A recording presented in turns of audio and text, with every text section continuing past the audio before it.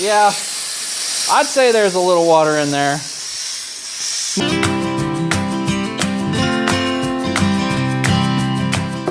Good morning. I got my toy in, so I'm going to open that up this weekend and practice cutting some. So here it is. Right there, PowerMax 45. I debated forever between this one and the Miller 625. The Miller's come a long ways. It has the drag tip, the auto refire, all of that stuff that you really want. But I just went with everybody's recommendations. They're roughly the same price. Miller was offering a $200 rebate until December 31st, but all in all, with the same foot cord, you get a 20-foot cord with this one, and you only got a 12-foot cord with the Miller, so, you know, anyway.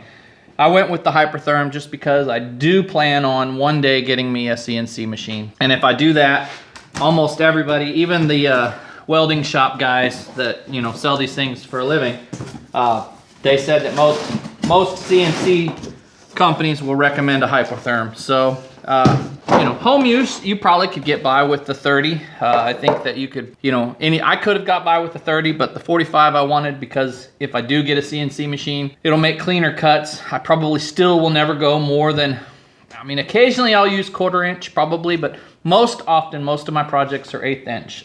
Even for the hearts and the crosses and all that stuff. I might start going with 3/16 just because it's a little sturdier, but I probably will never make a full project out of 1/4 inch. And even the 30 will cut the 1/4 inch without a problem. But the 45 will just ensure a nice fast, you know, cut and everything else. So I went with that one. That's pretty much all I'm gonna do this weekend is play with this baby.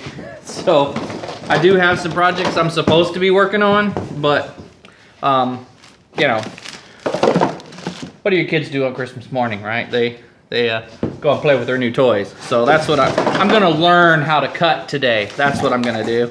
And I do have, like I said in last week's video, I need to make a bunch of circles and cut up that big long piece of stuff in the back. So those are the things I'm gonna be messing with this weekend.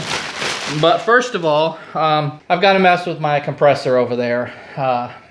Yeah, you're supposed to drain the water out of them daily, right? But mine probably hasn't been drained in 3, maybe 4 years. So we bought one of those automatic ones from Harbor Freight one time, but the way you have to rig it up to the regulator and stuff, it was leaking air and kicking on all the time and stuff. So we just took it off and put the old stop back in. And since it's kind of over there in the corner behind a bunch of junk, we don't drain it.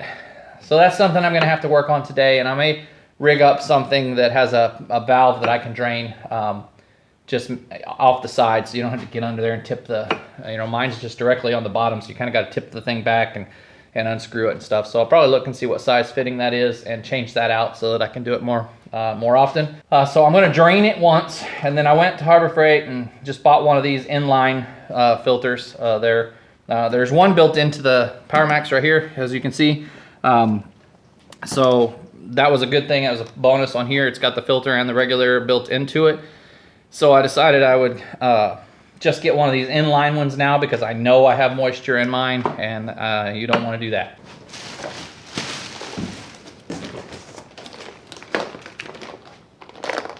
That one, I got extras of these because I figure I'm going to burn them up the first time. And a 20-foot cord.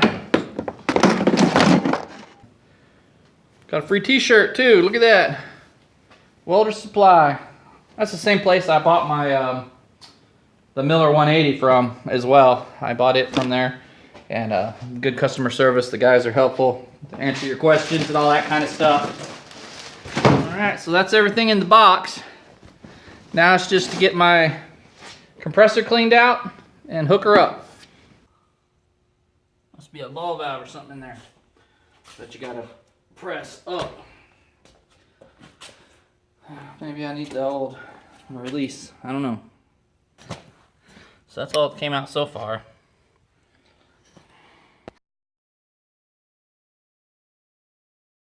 Okay, so mine was, I guess these, they screw in when you unscrew them.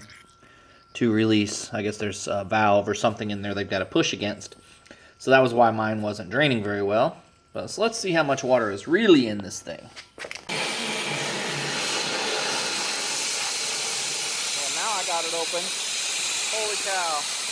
That's what 4 liters of water will do. That kind of made a mess. Right all the way over there. Whew. I needed a drain valve, but yeah, I'd say there's a little water in there. Moral of the story, drain your compressor.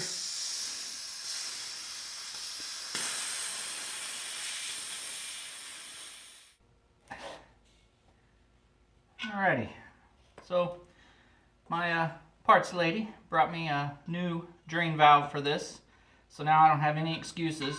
Spin it open, spin it closed, and there you go. So that's been my excuse though, because this was broken, so there was no way to really get it to open or close without taking it completely off.